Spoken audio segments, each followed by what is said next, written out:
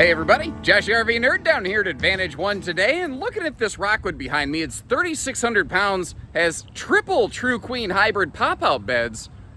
Kind of occurs to me, it's a little more of a grower than a shower. And the most recent owner, they really knew how to take care of this thing. It is clean as a whistle from top to bottom. Like, I could even see where they cleaned all the kitchen fixtures. It's definitely not a case of like they gave it a good once over right before they came here and asked us to sell it for them. And this actually has something I wish a lot of newer RVs would offer. No oven. Instead, you just got a big storage cabinet right there instead of an oven, which is something I always like on these. On the entry door over there, you see the little screen door handle. That is something that my grandparents wish they would have had when I was camping with them, because the little slider panel there, I would always grab that because I was young, I was small, it's all I could reach, and I'd always end up ripping that thing off of there, and I think I broke a couple of them, I don't know. I also burned up my grandparents' water heater once when I was just a kid.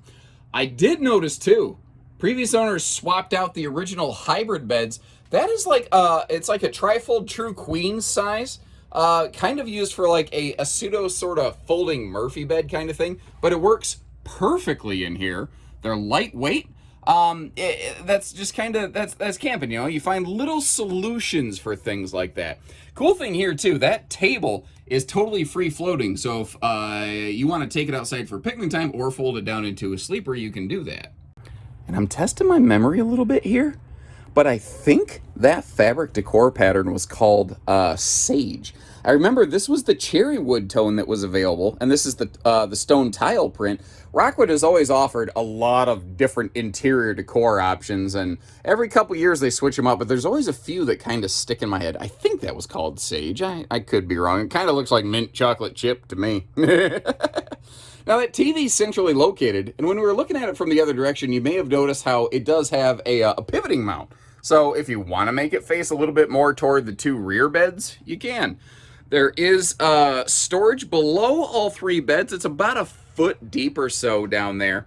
And the thing here, it's like, for some reason, a lot of times when we see a hybrid camper, for whatever reason, it seems like the front bed is the bed that often the grown-ups kind of choose to be their own. I've always felt, though, that the rear bed back here, I would rather have be my master, because it's a little bit more private, you know, since it's wrapped around here behind the bathroom space. It just, I don't know, it's enclosed a little more. Now, all the bunks, or the beds, or whatever you want to call them, they do, of course, have those handy little curtains there you can pull for privacy as well. The bathroom is simple but effective. I normally prefer a hard side shower enclosure, but as a guy who's got a little bit of girth around his belly right now, that shower curtain style shower actually is nice, because as one of my viewers pointed out, I never really considered this until recently. It gives you some more elbow room, which, you know, that's a pretty darn welcome thing there. Big XL vent fan, and I'm gonna zoom you back in on this real quick. Sorry if I'm trying not to make you motion sick. Look how clean that is. When I said that the previous owner kept this RV very clean, I mean, like, in every respect. The only thing I've really noticed on this one that I think is of any significant note is just that screw right there wiggled down a little bit.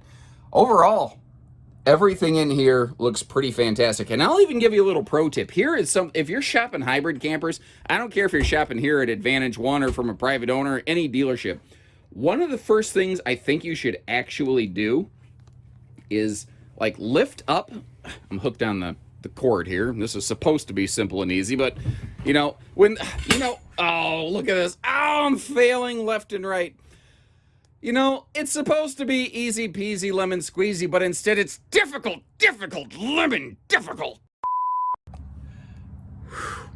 Okay, had to bring it down. What I was getting at, get the hybrid beds out of the way and look at the platform. The thing to remember with a hybrid camper is, like, I won't use the word waterproof with a hybrid camper. You have all sorts of seam points and whatnot. Now, you shouldn't have to worry about a bunch of water getting in one of these things, but when you're merging a hard side material with a soft side material, there's little seams, little joints, sometimes little pinholes of daylight here and there. Usually they're underneath everything. Usually there's a flap on them. For water to get in there, it had to blow in from the underside. But I've just been doing this a number of years. I've seen some things, and that's really been one of the areas I go look for in every hybrid camper. So what did I find here? Absolutely nothing concerning. That's the short answer. I lifted up all three of these mattresses. I looked at these bed decks. I tapped around to make sure there was no soft spots or delamination. All three bed ends on this are looking really good. Now, the soft side materials, there's a couple little spots here and there. It's not a brand new RV, but there's nothing here that concerns me. Like, it doesn't look like they were left closed to rot and to mold. They look fine.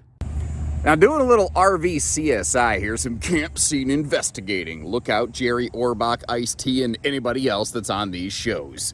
The RV's had at least 3 previous owners.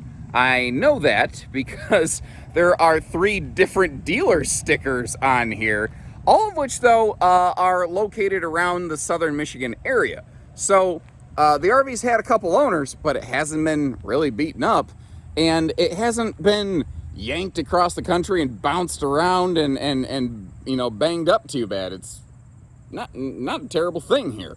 Down below, we've got a recurve R3 hitching system, compliments of the previous owner. Looks like that's coming with it. One little caveat I want to give you on those is it's awesome. The hitch is there. That's definitely the most expensive part of getting a hitch for an RV.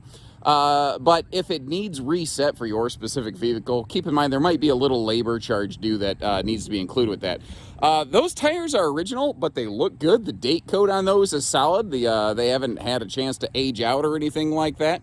And again, the triple pop-out beds, remember, just because they're open right now doesn't mean they always have to be. That's another one of the really cool things about hybrid campers like this. It's sort of like a build-your-own-adventure camper. If you got 1, 2, or 6 people, heck, with the dinette, maybe you could squeeze 7 in there. Next, that spare tire, by the way. Previous owner put a, I don't know if it was the previous owner, one of the previous owners anyways, put a 2-inch receiver hitch on the back of that, so that if you want to add like a little bike rack or something, easy to do. Now, right to the bottom left of the word Roo, you see a horizontal bar right there. That is a gas grill quick connect, by the way. Oh, and one of the other really cool things about this is it has the same 4-wheel independent torsion axle and suspension system that you would find on all the bigger Rockwoods. So this little 3,600-pound trailer, man, you could tow that with a tow package SUV, and it's going to handle very nicely. I could see this being used for a solo individual, a couple running around, or I could see it working for a family, because with 3 big queen beds like that, that's the cure for the common bunkhouse camper right there. Very, very handy, by the way, if you've got big kids like teenagers that they've outgrown common bunks at a lot of things. This is something where you could have a family camper, and then after a couple years, once they start driving cars and discovering the opposite sex and forgetting about mom and dad for a little bit till they grow up,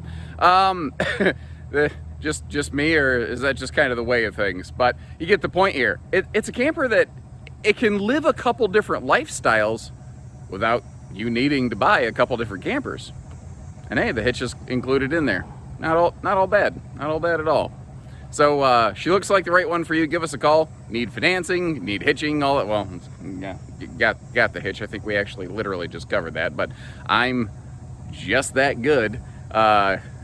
Give us a call down here at Advantage One. We'd love to work with you. So take care, stay safe, have fun, and have an A1 day, everyone.